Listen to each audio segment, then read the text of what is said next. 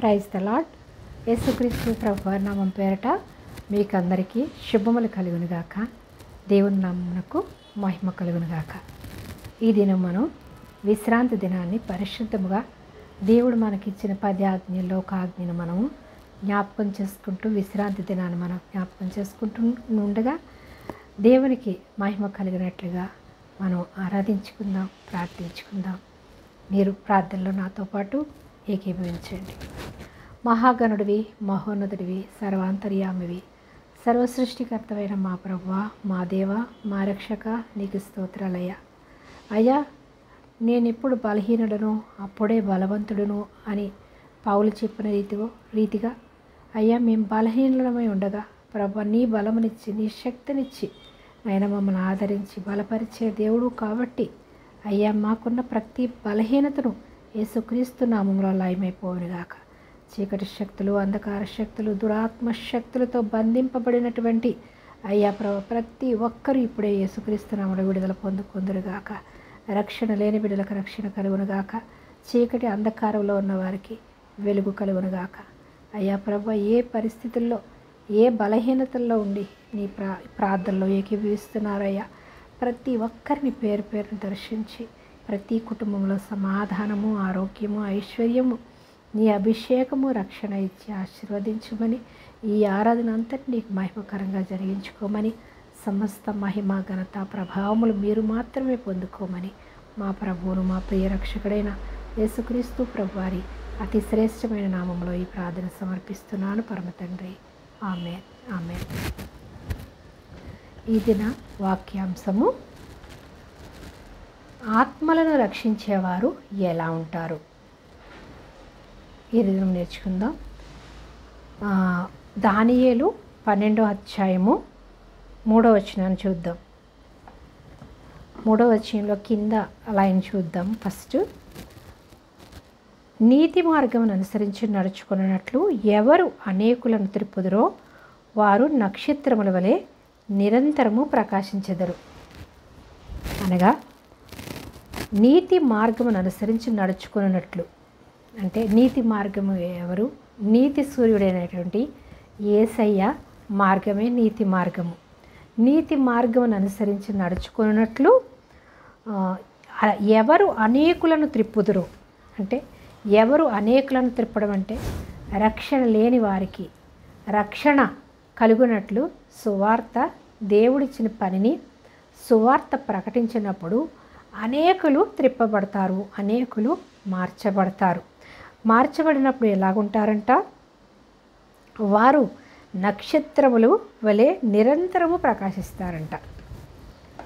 నిత్యము, యుగ యుగాలు, తరతరాలు దేవునితో పాటు ప్రకాశిస్తూ ఉంటారంట. అంటే దేవుని సువార్త ప్రకటిస్తున్నారు అంటే వాళ్ళు స్వలాభం కోసం, స్వార్థం కోసం కాకుండా ఆత్మల రక్షణ భారము కలిగి వాళ్ళు సువార్త ప్రకటిస్తున్నారని ప్రతి విశ్వాసి నమ్మాలి. నమ్మినప్పుడు మనము దేవుని మార్గంలోనికి వినుట ద్వారా విశ్వాసం మన దేవుని వాక్యం సెలవిస్తుంది. కాబట్టి విని విశ్వాసంలో బలపడి నీతి మార్గమైనటువంటి యేసయ్య మార్గంలో మనం నడిస్తే, యేసయ్య మార్గము సత్యము జీవము కాబట్టి ఆ నీతి మార్గమును అనుసరించి మనం నడుచుకుంటే దేవుని రాజ్యానికి వారసులం అవుతాం. దేవుని అపవాది యొక్క మానవుల కొరకు సిద్ధపరిచినటువంటి నిత్య నరకాగ్నిని తప్పించుకుని దేవుని రాజ్య వారసులుగా చేర్చబడతారు. ఆ చేర్చబడడానికి ఎవరు ప్రయత్నిస్తున్నారు, ఎవరు ప్రయాసపడుతున్నారు? రక్షింపబడినటువంటి విశ్వాసులు, దైవ సేవకులుగా దేవుడు ఏర్పరచుకున్నటువంటి ప్రవక్తలుగా, అభిషిక్తులుగా, దైవ సేవకులుగా ఉన్నటువంటి వారు అనేక ఆత్మల్ని దేవుని తట్టు త్రిప్పినప్పుడు వాళ్ళు ఆకాశ జ్యోతుల వలె వాళ్ళు ప్రకాశిస్తారట. అందరి గురించి సువార్త ప్రకటించాలి తప్ప మన ఈ లోకంలో బ్రతుకు తెరువు కోసం, స్వలాభం కోసం, స్వనీతి కోసం మనము సువార్త ప్రకటించేవారుగా ఉంటే మనము దేవుని దీవెనలు పొందుకోలేము. దేవుని ఉగ్రతలో మనము తీర్పులో నిలబడాల్సి వస్తుంది. దేవుని ఉగ్రతకు పాలైపోతారు. కాబట్టి దేవుని సువార్త ప్రకటించే వారి పాదములు ఎంతో సుందరములైనవి అంటున్నాడు. ఎవరైతే దేవుని మార్గంలో నడిపిస్తారో వాళ్ళు ఎలా ఉంటారంటే ఆకాశ జ్యోతుల వలె ప్రకాశిస్తారట. ఇది ఎవరితో చెప్పారు? దానియేలు ప్రవక్త ప్రార్థించినప్పుడు దేవుడే జరగబోయే విషయాలన్నీ కూడా దానియేలుకి బయలుపరుస్తాడు. దానియేలుకి దర్శన రూపంలో దేవుడు బయలుపరిచి చూపిస్తాడు. ఆ వచనాన్ని మనం ఇప్పుడు ధ్యానిద్దాము. అయితే నీతి మార్గం పైన చూద్దాము. దానియేలు అధ్యాయము 12వ అధ్యాయము, దానియేలు రాసినటువంటి పుస్తకములో 12వ అధ్యాయం 3వ వచనాన్ని చూద్దాం. బుద్ధిమంతులైతే ఆకాశ మండలంలోని జ్యోతులను పోలిన వారే ప్రకాశించెదరు. బుద్ధిమంతులు అనగా ఎలా బుద్ధిమంతులు అవుతారు? దేవుని వాక్యానికి విధేయత చూపించి దేవుని నీతి మార్గములో నడిచినప్పుడు, దేవుని వాక్యాన్ని విని వారి విశ్వాసంలో బలపడి దేవుని వాక్యానుసారంగా నడుచుకున్నవారు బుద్ధిమంతులు. విని విడిచిపెట్టేవారు బుద్ధిమంతులు కాదు. వాళ్ళు నిత్య నరకాగ్ని తప్పించుకోలేరు. కాబట్టి విని విడిచిపెట్టేవారుగా ఉండకుండా, విని మనం నీతిమంతులుగా పరిశుద్ధులుగా మార్చబడితే మనం ఎలా ఉంటామంట? ఆకాశ మండలంలోని జ్యోతులను పోలిన వారే ప్రకాశిస్తారంట. ఆకాశ మండలంలో జ్యోతులు ఎలా ఉంటాయి? చిమ్మ చీకట్లో కూడా అవి మెరుస్తూ ఉంటాయి, ఆకాశంలో ఉన్నటువంటి నక్షత్రాలు. అలా దేవుని యందు విశ్వాసం ఉంచిన వారు ఆకాశ జ్యోతుల వలె, ఆకాశ నక్షత్రాల వలె ప్రకాశిస్తూ ఉంటారట.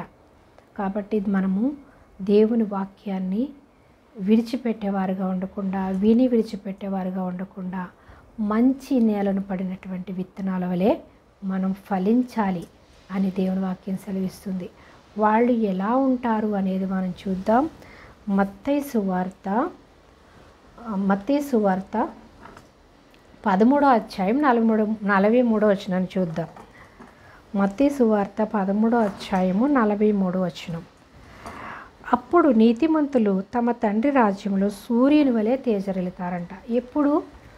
మనము దేవుని రాకడలో మనమందరూ ఎత్తబడి ఎక్కడుంటాము? దేవుని రాజ్యంలో. నీతిమంతులందరూ కూడా దేవుని రాజ్యంలో ఉంటారు. అనీతిమంతులు అనగా అవిశ్వాసులైనటువంటి వారు దేవుని తీర్పులో నిలవబడవలసి ఉన్నది అని దేవుని వాక్యం సెలవిస్తుంది. కాబట్టి ఎలా ఉంటారంట? నీతిమంతులు తమ తండ్రి రాజ్యములో సూర్యుని వలె తేజరిల్లుదురు. చెవి గలవాడు వినుగాక.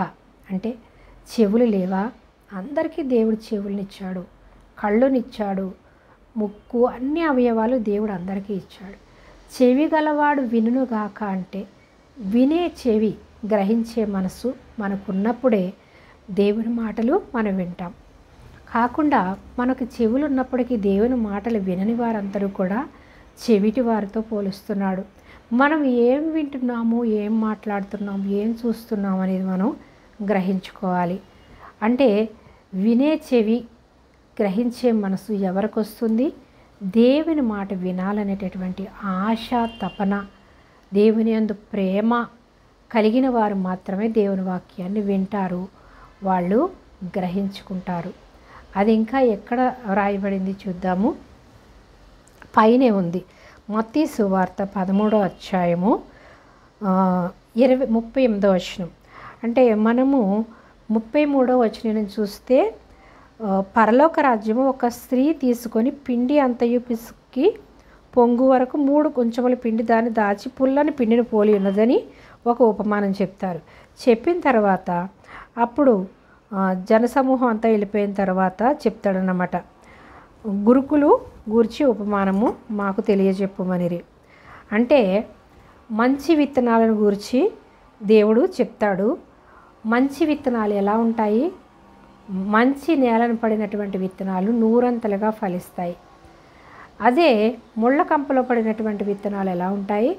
అణగారిపోతాయి. అంటే వారు వింటారు కానీ గ్రహించరు, విని విడిచిపెట్టేవారుగా ఉంటారు.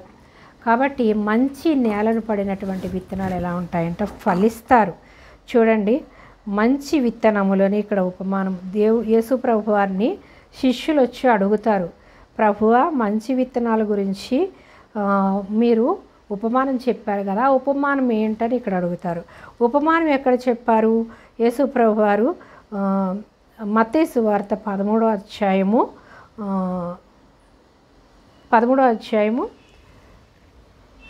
ఇక్కడ 16 వచనం నుంచి చూస్తాం. అయితే మీ కన్నులు చూచుచున్నవి కనుక అవి ధన్యములైనవి. అంటే చూస్తున్న మీ కన్నులు ధన్యములైనవి, వినుచున్న మీ చెవులు వినుచున్నవి కనుక అవి ధన్యములు. వినే చెవి, గ్రహించే మనసు, ఇవి ప్రభాని మనం ఎందుకు అడగాలంట? మనం చూసుచున్నాము కాబట్టి దేవుణ్ణి మనము ధన్యులము, మన కళ్ళు ధన్యములు. వింటున్నాము కాబట్టి మన చెవులు ధన్యములు. అంటే మనం ఈ లోకంలో ఎన్నో వింటూ ఉంటాం. సినిమాలపైన, షికార్లపైన, జోకులు, వీటిపైన మనసు పెడుతూ ఉంటాము. దేవుని వాక్యాన్ని వినాలంటే అసలు ఆశే ఉండదు. ఈ లోకమంతా అపవాది ఆకర్షించుకుని లోక సంబంధమైనటువంటి అల్లరితో కూడినటువంటి పాటల వైపు మనసు పెట్టి దేవుని వాక్యానికి దూరం చేస్తున్నాడు. అది వాళ్ళ తప్పు కాదు, అది వాళ్ళ మనోనేత్రాలు మూసివేశాడు, వాళ్ళ చెవులను మూసివేసి ఉన్నాడు. దేవుడు ఏమంటున్నాడు? నువ్వు వింటున్నావు కాబట్టి నీ చెవులు ధన్యములు, నువ్వు చూస్తున్నావు కాబట్టి నీ కళ్ళు ధన్యములు అని యేసుప్రభువు వారు బోధిస్తూ ఉన్నారు శిష్యులకి. అయితే అనేక ప్రవక్తలు వచ్చి నీతిమంతులు చూసే వరకు వారిని చూడకపోయే అనేక ప్రవక్తలను, నీతిమంతులను మీరు చూచువాటిని చూడగోరియు చూడకపోయిరి, మీరు వినువాటిని వినగోరియు వినకపోయిరి. మీతో నిశ్చయంగా చెప్తున్నాను ఏంటంట, యేసుప్రభువు వారు వస్తారని ఎంతోమంది ప్రవక్తలు కనిపెట్టారంట. ఆయన మాటలు వినాలని, ఆయన చూడాలని ఎంతో ఆశపడ్డారు. కానీ వాళ్ళందరికీ వయసు అయిపోయింది, చనిపోయారు. వాళ్ళు ఎంతో ఆశపడ్డారు కానీ వాళ్ళు చూడలేకపోయారు. ఎంతో తపనతో వినాలని అనుకున్నారు కానీ వాళ్ళు వినలేకపోయారు. కానీ మీరు వింటున్నారు కాబట్టి మీ చెవులు ధన్యములైనవి, మీరు చూస్తున్నారు కాబట్టి మీ కళ్ళు ధన్యములైనవి అంటున్నారు. అంటే యేసు ప్రభు వారిని ఆ రోజుల్లో చూశారు. ఈ రోజుల్లో వాక్యమే దేవుడై ఉన్నాడు. ఆది యందు వాక్యం ఉండెను, వాక్యము దేవుని యొద్ద ఉండెను, వాక్యమే కృపా సత్య సంపూర్ణుడుగా మన మధ్య నివసిస్తూ ఉన్నాడు. ఆ వాక్యాన్ని ప్రకటించే వారి పాదములు ఎంతో సుందరములైనవి అంటున్నాడు. ఆ వాక్యాన్ని ప్రకటించేవారు ఎలా ఉంటారంట? ఆకాశ జ్యోతుల వలె ప్రకాశిస్తారట. అలాగే దేవుని యందు విశ్వాసం ఉంచినటువంటి వారు కూడా ఆకాశ జ్యోతుల వలె ప్రకాశిస్తారట. అలా ఉండాలి అంటున్నాడు. ఎవరు ప్రకాశిస్తారు అని మనం ఇప్పుడు నేర్చుకుంటున్నాం. అయితే విత్తువ అని ఉపమానం చెప్తున్నారు యేసుప్రభు వారు. మత్తయి సువార్త 13వ అధ్యాయం 18వ వచనంలో విత్తువాని గూర్చిన ఉపమాన భావము వినుడి, ఎవడైనను రాజ్యమును గూర్చిన వాక్యము వినియు గ్రహింపక ఉండగా. ఏంటంటే రాజ్యమును గూర్చినటువంటి వాక్యము. ఈ వాక్యము దేనిని పోలుస్తున్నారు? ఎవడైనను రాజ్యమును గూర్చిన వాక్యము వినియు గ్రహింపక ఉండగా. ఎవడైనను రాజ్యమును అంటే పరలోక రాజ్యమును గూర్చిన వాక్యము మామూలుగా మనుషులు చెప్తున్నారు ఏదో అని తీసి పడేయడం కాకుండా ఈ వాక్యము ఎవరిదంట? దేవుని రాజ్యాన్ని ప్రకటిస్తుంది ఈ లోకంలో. దేవుని రాజ్యమును గూర్చిన వాక్యము విని కూడా గ్రహింపకుండా ఉన్నవాడిని ఏం చేస్తాడు? గ్రహింపక ఉండగా దుష్టుడు వచ్చి వాని హృదయంలో విత్తబడిన దాన్ని ఎత్తుకుని పోతాడంట. అంటే వాళ్ళు వింటారు, విని గ్రహించుకోకుండా ఉన్నట్లయితే ఏం చేస్తాడంటే అపవాది వచ్చి ఎప్పుడైనా ఫలిస్తుందేమో మళ్ళీ ఆ విత్తనం అని చెప్పేసి మనం మనసు పెట్టకుండా విని విడిచిపెడితే ఆ నాటిన విత్తనం కూడా తీసుకెళ్ళిపోతాడంట. తీసుకెళ్ళిపోయి మళ్ళీ ఎప్పుడైనా ఆ బీజం నాటుతుందేమో, ఆ బీజం నాటితే మళ్ళీ ఎక్కడ రక్షింపబడిపోయి పరలోక రాజ్యానికి వారసుడైపోతాడో అని అపవాది ఏం చేస్తాడు? వాళ్ళలో విత్తబడినటువంటి ఆ విత్తనాన్ని తీసుకెళ్ళిపోతాడంట అపవాది వచ్చి. కాబట్టి దుష్టుడు వచ్చి వాని హృదయంలో విత్తబడిన దాన్ని ఎత్తుకొని పోతాడు. త్రోవ పక్కన పడినవాడు వీడే, రాతి నేలను విత్తనం పడినవాడు వాక్యం విని వెంటనే గ్రహిస్తాడంట. ఎలాగంటున్నాడు? త్రోవ పక్కన పడినటువంటి విత్తనం ఎలాగంట? వినేసి గ్రహించుకోకుండా ఉంటే అపవాది తీసుకెళ్ళిపోతాడంట. అలాగే త్రోవ పక్కన పడినవాడు వీడే, రాతి నేలను విత్తబడిన వాడు వాక్యము విత్తబడిన దాన్ని రాతి నేలను పడినటువంటి వాడు త్రోవ పక్కను విత్తబడిన వాడు వీడే.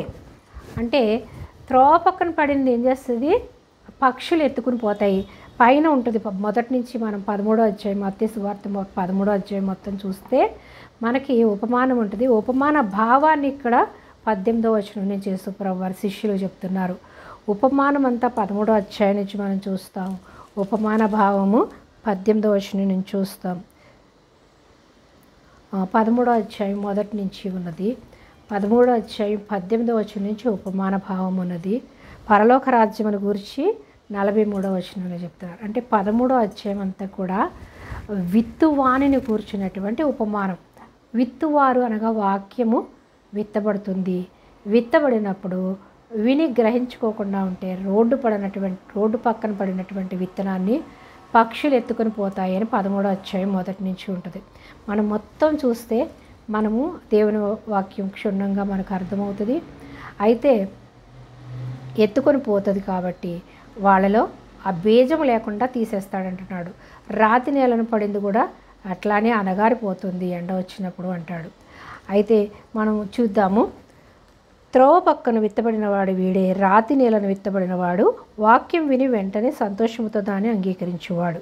వాక్యాన్ని వింటాడంట, వెంటనే రాతి నేలను విత్తబడినాడు, వెంటనే వింటాడు, అంగీకరించేస్తాడు. అయితే అతనిలో వేరు లేనందున అతడు కొంతకాలము నిలుచును, కానీ వాక్యం నిమిత్తము శ్రమ అయినను హింస అయినను కలుగగానే అభ్యంతరపడను. అంటే కొంతకాలం వింటాడు, కానీ రాతి నేలను పడింది ఏం చేస్తుంది, వేరు లోతుగా వెళ్ళదు కాబట్టి వాడు ఎండిపోతుంది. ఎండిపోయినప్పుడు వీళ్ళకి ఎలాంటివి, ఈ లోకంలో శ్రమలు కష్టాలు శోధనలు వచ్చినప్పుడు వాళ్ళలో లోతుగా వెళ్ళలేదు ఆ విత్తనం. అంటే పైనే ఉంది కాబట్టి వాళ్ళ కష్టాలు వచ్చినప్పుడు దేవునికి దూరం అయిపోతారు, విడిచిపెట్టేస్తారు. అలాంటి వారు రాతి నేలను పడినటువంటి విత్తనాన్ని పోల్చి చెప్పారు. అయితే ముండ్ల పొదలో విత్తబడిన వాడు వాక్యం వినివాడే కానీ ఐహిక విచారములు ధనమోసము, ఐహిక విచారము ధనం వల్ల నష్టపోవడం వల్ల ఆ వాక్యం అణచివేయను గనుక వాడు నిష్ఫలుడగును. మంచి నేలను విత్తబడినవాడు, మనం తీసుకోవాల్సింది మంచి నేలను విత్తబడినవాడు. 23వ వచనం, మంచి నేలను విత్తబడినవాడు వాక్యం విని గ్రహించువాడు, అట్టివాడు సఫలులై ఒకడు 100 ఒకడు 60 ఒకడు 30 ఫలించుడు. అంటే నీతి మార్గమును అనుసరించే వారు ఎలా ఉంటారు, మంచి నేలను పడినటువంటి విత్తనాల వలె ఫలిస్తారనమాట. విని వాక్యాన్ని ధ్యానించి ఇంకా తెలుసుకోవాలని ఆశ, తపన, పట్టుదల, ప్రార్థన కలిగి దేవుని యొద్ద ఎప్పుడైతే కనిపెడతారో వాళ్ళు 100 ఫలిస్తారు. అంతేకాని వినేసి విడిచిపెట్టే వాళ్ళు ఎలా ఉంటారు, రాతి నేలను పడినటువంటి విత్తనం వలె వేరు లేక ఎండిపోతుంది. ముళ్ళ పొదలో పడినటువంటి విత్తనం కష్టాలు శ్రమలు వచ్చినప్పుడు వాళ్ళు ఐహిక విచారం మోసము కలిగినప్పుడు వాళ్ళు విడిచిపెట్టేస్తారని ఉంది. త్రోవ పక్కన పడినటువంటి విత్తనం ఏం చేస్తుంది, పక్షులు ఎత్తుకుపోతాయి, అలా అపవాది ఎత్తుకుని పోతాడు. కానీ మంచి నేలను పడినటువంటి విత్తనం ఎలా ఉంటుంది, 100 60 30 ఫలించి ఆ వాక్యానుసారంగా జీవించి దేవుని రాజ్యానికి వారసులు అవుతారు అని దేవుడు ఉపమాన రీతిలో శిష్యులకు బోధించి ఉన్నారు. అది ఇంకా ఇక్కడ కంటిన్యూ చేస్తున్నారు. శిష్యులు అడుగుతున్నారు, ఏమంటున్నారంటే మత్తయి సువార్త 13వ అధ్యాయం 43వ వచనంలో, అప్పుడు నీతిమంతులు తమ తండ్రి రాజ్యంలో సూర్యుని వలె తేజరిల్లుతారంట. ఎలా అంట, అప్పుడు అనగా దేవుని రాకడలో మనం ఎత్తబడినప్పుడు, దేవుడు యేసయ్య త్వరలో రానే ఉన్నాడు. ఆయన వచ్చినప్పుడు మహిమ శరీరాన్ని దాల్చుకుని మనం అందరం కూడా ఎత్తబడతాము. లేదా ఆయన రావడం ఆలస్యమైతే, మనం చనిపోయినట్లయితే మనము సమాధిలోంచి మహిమ శరీరాన్ని దాల్చుకుని, యేసయ్య ఏ విధంగా అయితే మహిమ శరీరాన్ని దాల్చుకుని సమాధిలోంచి ఆయన తిరిగి లేచి మృత్యుంజయుడిగా ఆయన పరలోకానికి ఏ విధంగా ఎత్తబడ్డాడో అలాగే మనం కూడా మహిమ శరీరాన్ని దాల్చుకుని ఆయనలాగే మనము కూడా ఎత్తబడతాం. నేను ఏ విధంగా వెళ్తున్నానో ఆ విధంగానే నేను వస్తానంటాడు. మిమ్మల్ని అనాథలుగా విడిచిపెట్టకుండా మీకు ఆదరణకర్తని మీకు ఉంచి వెళ్తున్నాను, మీరు నాతో పాటు నా నేను ఎలాగైతే ఎత్తబడతానో మీరు కూడా అలాగే నాతో పాటు వస్తారు, నాతో పాటు ఉంటారని యేసుప్రభు వారి శిష్యుల్ని బలపరిచి ధైర్యపరిచి ఆయన వెళ్ళారు. ఆయన అనాథలుగా మనల్ని విడిచిపెట్టలేదు. ఆయన పరలోకంలో దేవునితో పాటు ఉన్నప్పటికి కూడా దేవుని ఆత్మను మనకి పంపించాడు, మనలో ఉంచాడు, మనల్ని ఆదరించి బలపరిచి నడిపిస్తున్నాడు. కాబట్టి మనము అనాథలం కాదు. మంచి నేలను పడినటువంటి విత్తనాల వలె మనం ఫలించినప్పుడు మనం ఎలా ఉంటాము? నీతిమంతులు తమ తండ్రి రాజ్యంలో సూర్యుని వలె తేజరిల్లుతారంట. నీతిమంతులు ఎలా అవుతాం? మనం నీతి సూర్యుడైన యేసయ్య యందు విశ్వాసం ఉంచడం ద్వారా మనము నీతిమంతులం అయ్యాం. కానీ మనలో ఏ యోగ్యత, ఏ మంచి మనలో లేదు. కాబట్టి ఆయన యందు విశ్వాసం ఉంచిన ప్రతి ఒక్కరు కూడా నీతిమంతులు. అందరూ కూడా దేవుని రాజ్యంలో ఉంటారు. ఆయనతో పాటు ప్రకాశిస్తూ ఆకాశ జ్యోతుల వలె సూర్యుని వలె తేజరిస్తారంట. సూర్యుడు ఈ లోకంలో మనకి పగలు రాత్రి అయినప్పుడు ఎంత చిమ్మ చీకటి ఉంటుంది, ఎన్ని లైట్లు పెట్టినా మనకి పగలు అవ్వదు. కానీ ఆ సూర్యుడు వెలుగుతో ఈ పగలు ఎంత తేజస్సుతో ఉంటుంది పగలంతా. అలా సూర్యుని వలె ప్రకాశిస్తామంట దేవుని పిల్లలైనటువంటి వారు, దేవుని యందు విశ్వాసం ఉంచిన వారు సూర్యుని వలె ఆకాశ జ్యోతుల వలె మనము ప్రకాశిస్తూ ఉంటామంట. అయితే దేవుని వాక్యానుసారంగా మనం నడుచుకుంటే, దేవుని సువార్త ప్రకటించడం ద్వారా మనము ఆకాశ జ్యోతుల వలె నీతి సూర్యుడైనటువంటి యేసయ్యను ప్రకటించడం ద్వారా ప్రకటించేవారు ఆకాశ జ్యోతుల్లాగా ప్రకాశిస్తారు. విశ్వసించిన వాళ్ళు కూడా ఆకాశ జ్యోతుల వలె ప్రకాశిస్తారు. కాబట్టి మనము యేసయ్య యందు విశ్వాసం ఉంచాలి. అయితే మత్తయి సువార్త 9వ అధ్యాయం 37వ వచనంలో ఏముంది? కోత విస్తారమే కానీ పనివారు కొద్దిమందే ఉన్నారంటాడు.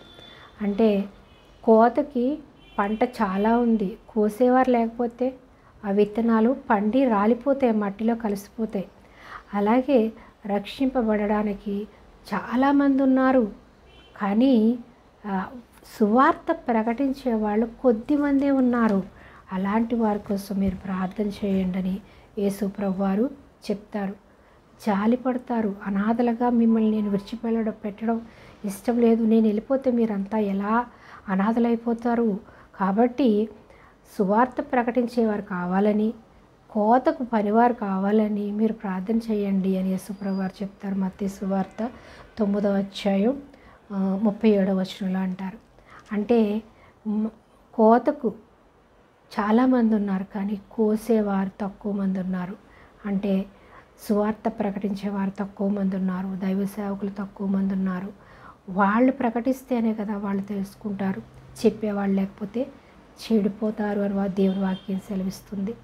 కాబట్టి దేవుని వాక్యం వినడం ద్వారా విశ్వాసం వస్తుంది. కాబట్టి చెప్పేవాళ్ళకి లేకపోతే ఎలా వింటారు? ప్రకటించే వాళ్ళు లేకపోతే ఎలా వాళ్ళు రక్షింపబడతారు అని దేవుని వాక్యం సెలవిస్తుంది. కాబట్టి దేవుని సువార్త ప్రకటించేవాడని గౌరవించాలి, ప్రేమించాలి, ప్రార్థించాలి. వారి కొరకు, వారి ఆరోగ్యం కొరకు, వారి యొక్క ప్రతి పోషణ కొరకు ప్రార్థించాలి, సహకరించాలి, సహాయపడాలి. కానీ మన స్వార్థంతో ఉన్నట్లయితే దేవుడు క్షమించుడు, ఆశీర్వదించుడు. స్వార్థం లేని నిస్వార్థమైనటువంటి సువార్త ప్రకటింపబడాలి. దేవుడు తప్పకుండా ప్రతి ఒక్కరిని దేవుడు ఆశీర్వదిస్తాడు. అయితే దానియేలు 11వ అధ్యాయం 33వ వచనంలో ఏముందంటే, జనములో బుద్ధిమంతులు అనేకులకు బోధించుదురు. ఏంటంట? జనములలో బుద్ధిమంతులు అనేకులకు బోధించుదురు, కానీ వారు బహుదినములు ఖడ్గము వలన, అగ్ని వలన కృంగి చెరపట్టబడి హింసింపబడి దోచబడుదురు. ఏమంటున్నాడు? బుద్ధిమంతులు సువార్త ప్రకటిస్తారట, కానీ వారు బహుదినములు ఖడ్గము వలన, అగ్ని వలన కృంగి చెరపట్టబడి హింసింపబడతారు. దానియేలుకి యేసు ప్రభువారి లోకంలోకి రాకముందే ప్రవక్త అయినటువంటి దానియేలుకి దేవుడు ముందుగానే చెప్తాడు. అంటే సువార్త ప్రకటించేవారు అనేక శ్రమలు, శోధనలు అనుభవించవలసి వస్తుంది. ఏమంటున్నాడు? హింసింపబడి, కృంగి చెరపట్టబడి హింసింపబడి దోచబడుదురు. అంటే శిష్యులందరూ కూడా హతసాక్షులుగానే దేవుని కొరకు వాళ్ళు ప్రాణాలు విడిచారు. అవన్నీ జరుగుతాయని ముందుగానే దానియేలు ప్రవక్తకి మిఖాయేలు దూత అనగా యేసుప్రభు వారే అని వ్రాయబడి ఉంది. మిఖాయేలు వస్తాడని, ఆయన మిఖాయేలు దూతే స్వయంగా దానియేలుకి దర్శనమిచ్చి మాట్లాడతాడు. గాబ్రియేలు దూత, మిఖాయేలు దూత వచ్చి ఆ యొక్క దానియేలుకి మొత్తము బయలుపరుస్తాడు. జరగబోయే విషయాలు, దేవుని రాకడ కూర్చున్నటువంటి విషయాలన్నీ కూడా దానియేలు గ్రంథంలో ముందుగానే వ్రాయబడింది. అవన్నీ మరుగు చేయబడి వ్రాయి అని చెప్పి పరిశుద్ధాత్మ దేవుడు దానియేలుకి చెప్పాడు. ప్రకటన గ్రంథం అంతా కూడా దానియేలుకు ముందు జరగబోయే విషయాలన్నీ కూడా దానియేలుకి బయలుపరుస్తాడు. ప్రవక్తలందరికీ కూడా జరగబోయే విషయాలు చెప్పిన తర్వాత యేసుప్రభు వారి లోకానికి వచ్చారు. ప్రకటన గ్రంథం కూడా రాయబడక మునిపే దానియేలుకి దర్శన రీతులు చెప్తాడు. అలాగే యోహాను గారికి చెప్పి ప్రకటన గ్రంథాన్ని రాయిస్తాడు దేవుడు. కాబట్టి ఈ పరిశుద్ధ గ్రంథం అనేది మనుష్యులు వ్రాసింది కాదు, మనుష్యుల చేత పరిశుద్ధాత్మ దేవుడు వ్రాయించింది. పరిశుద్ధాత్మ దేవుడు వాళ్ళకి బయలుపరిస్తేనే వ్రాసారు తప్ప వాళ్ళ జ్ఞానంతో వ్రాయలేదు. కాబట్టి ఈ పరిశుద్ధ గ్రంథాన్ని మనం గౌరవించాలి.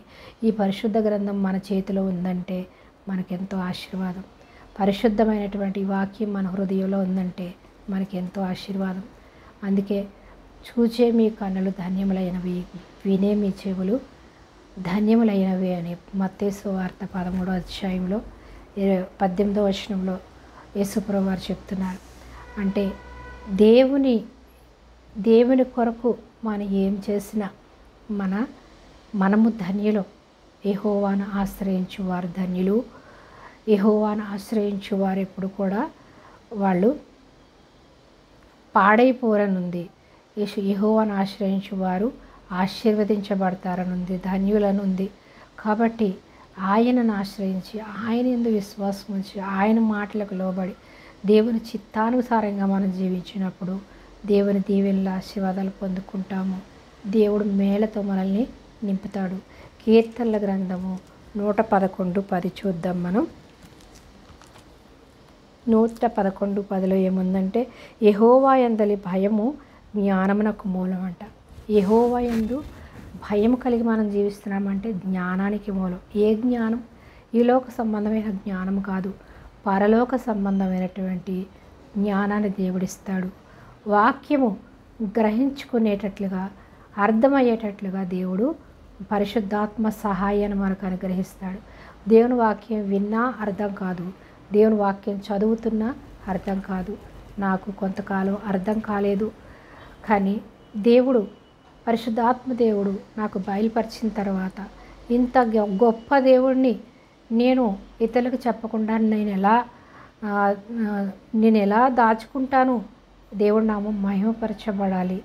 నాకు ఇన్నాళ్ళు మనోనేత్రాలు మూయబడి ఆ వాక్యం విన్నా నాకు అర్థం కాలేదు, చదివినా నాకు అర్థం కాలేదు.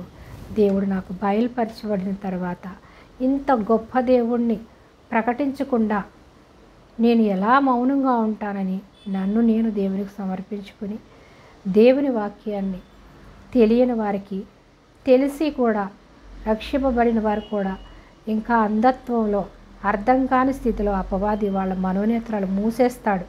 కాబట్టి మనము దేవుని వాక్యానికి లోబడి ఎప్పుడైతే మనము మంచి నేలను పడినటువంటి విత్తనాల వలె వాక్యాన్ని విని విడిచిపెట్టేవారుగా కాకుండా ధ్యానించి ప్రార్థించి దేవుణ్ణి అడిగినప్పుడు పరలోక మర్మాలన్నీ కూడా మనకి బయలుపరుస్తాడు. ఆయన రాజ్యానికి మనల్ని వారసులుగా చేసుకుంటాడు. మనల్ని వారసులుగా చేసుకోవడమే కాకుండా మన ద్వారా మన పిల్లలు, మన కుటుంబాలే కాకుండా దేశమంతటికి, ప్రజలందరికీ కూడా దేవుని సువార్త ప్రకటించేటటువంటి పనివారిగా వాడుకుంటాడు. కాబట్టి దేవుని పని చేయడం అనేది ఎంతో ధన్యత, దేవుని సువార్త ప్రకటించడం అనేది ఎంతో ధన్యత. వాళ్ళు ఎలా ఉంటారంట? ఆకాశ నక్షత్రాల వలె, ఆకాశ జ్యోతుల వలె ఎలా ఉంటారంట. ఎవరు అనేకులను త్రిప్పుదురో వారు నక్షత్రముల వలె నిరంతరము ప్రకాశిస్తారంట. ఆకాశ నక్షత్రాల వలె నిరంతరము ఎప్పుడు వాళ్ళలో చీకటి అనేది లేకుండా ఈ లోకంలో బ్రతికినంత కాలం ప్రకాశిస్తారు. పరలోక రాజ్యంలో దేవునితో ఎప్పుడు ప్రకాశించే జ్యోతుల్లాగా దేవునితో పాటు ఉంటారు అని దేవుని వాక్యం సెలవిస్తుంది. కాబట్టి సువార్త ప్రకటించే వారి పాదములు ఎంతో ధన్యములైనవి. దేవుని సువార్త ప్రకటిస్తున్న దైవ సేవకులు ఆకాశ జ్యోతుల వలె ప్రకాశిస్తారని, అలాగే విశ్వాసులైనటువంటి వారు కూడా దేవుని వాక్యాన్ని ప్రకటిస్తే ఆకాశ జ్యోతుల వలె ఉంటారని, విశ్వాసం ఉంచిన ప్రతి ఒక్కరు కూడా ఆకాశ జ్యోతుల వలె ప్రకాశించాలని మనం అందరం కూడా ప్రార్థిద్దాం. దాని కొరకు ప్రయాసపడదాం. దేవుని వాక్యానికి లోబడదాం. దేవుని చిత్తానుసారంగా జీవించి దేవుని నామాన్ని మహిమపరుద్దాం. అనేక ఆత్మలు రక్షించి బడా నమ్మకమైన దాసుడా దాసురాలా అని అనిపించుకుందాం. దాని కొరకు మనందరం ప్రార్థన చేద్దాం. మీరందరూ ప్రార్థనలో నాతో పాటు ఏకీభవించండి. మహాగణుడివి, మహోన్నతుడివి, సర్వాంతర్యామివి, సర్వసృష్టికర్తమైన మా ప్రభువ, మా దేవ, మా రక్షక, మీకే స్తుతులు స్తోత్రాలు వందనాలు చెల్లిస్తున్నామయ్యా. అయ్యా ఆకాశ జ్యోతుల వలె అయ్యా ప్రభ ప్రకాశించు వారిగా మేము ఉండాలని అయ్యా ప్రభ మేము ఆరాటపడుతున్నామయ్యా. మాకిచ్చిన వినే చెవి, గ్రహించే మనసు, నిన్ను స్తుతించే ఈ నోటిని మాకు ఇచ్చినందుకు మాలో ఉన్న ప్రతి అవయవము ధన్యములై ఉన్నవి ప్రభా. మాలో ఏ బలహీనత లేకుండా నీ బలముతో, నీ శక్తితో, నీ ఆత్మతో నింపి ఆకాశ జ్యోతుల వలె ప్రకాశించు వారిగా నిత్యము నీతో ఉండుముగాక. అట్టి దీవెన ఆశీర్వాదాలు మాకు వింటున్న ప్రార్థిస్తున్న ప్రతి బిడకు దయచేయమని మా ప్రభు, మా ప్రియ రక్షకుడైన యేసుక్రీస్తు ప్రభువారి అతి శ్రేష్టమైన నామములో ఈ ప్రార్థన సమర్పిస్తున్నాం పరమ తండ్రి. Amen, amen. హల్లెలూయా. స్తోత్రం. మహాగణుడివి, మహోన్నతుడివి దైవ దేవానికి స్తోత్రాలు. మనము వాక్యాన్ని విన్న బిడ్డలందరూ కూడా దేవుని వాక్యంలో బలపడి దేవుని వాక్యానుసారంగా జీవించి మంచి నేలను పడినటువంటి విత్తనాల వలె నూరంతలుగా మనం ఫలించాలని, మనము దేవుని వాక్యాన్ని ధ్యానించి ప్రార్థించి దేవుని దీవెనలు పొందుకొని దేవుని పరలోక మర్మాలన్నీ కూడా మనకి బయలుపరుస్తాడు. అప్పుడు మనం ఇతరులకు చెప్పేవారినిగా దేవుడు చేస్తాడు. కాబట్టి ఎక్కువ ప్రార్థన చేసే దేవుని యొద్ద మనం కనిపెట్టినప్పుడు తప్పకుండా మనల్ని నూరంతలుగా ఫలింపచేసి ఈ లోకానికి వెలుగుగా, ఉప్పుగా మనల్ని దీవించి వాడుకుంటాడు. విన్న వాక్యం ద్వారా మీరు బలపడి అనేకులను బలపరచాలని మనస్ఫూర్తిగా మిమ్మల్ని వేడుకుంటున్నాను. విని విడిచిపెట్టేవారిగా ఉండకుండా విన్న ఈ యొక్క వాక్యాన్ని మీ స్నేహితులకు, మీ బంధువులకు, అలాగే మీరు ఈ వాక్యాన్ని షేర్ చేసి ఈ సువార్త పనుల్లో మీరు కూడా పాలుపంపులు పొందుకోండి. దేవుడి దీవెనలు పొందుకోండి. మరొక వాక్యాంశంతో మళ్ళీ కలిసేంతవరకు తండ్రి అయిన దేవుని ప్రేమ, కుమారుడైనటువంటి యేసుక్రీస్తు ప్రభువారి కృప, పరిశుద్ధాత్మ దేవుని అన్యోన్య సహవాసం ఇప్పుడు ఎల్లప్పుడూ సదా నిత్యము మనకి తోడై ఉండునుగాక. Amen, amen. Praise the lord.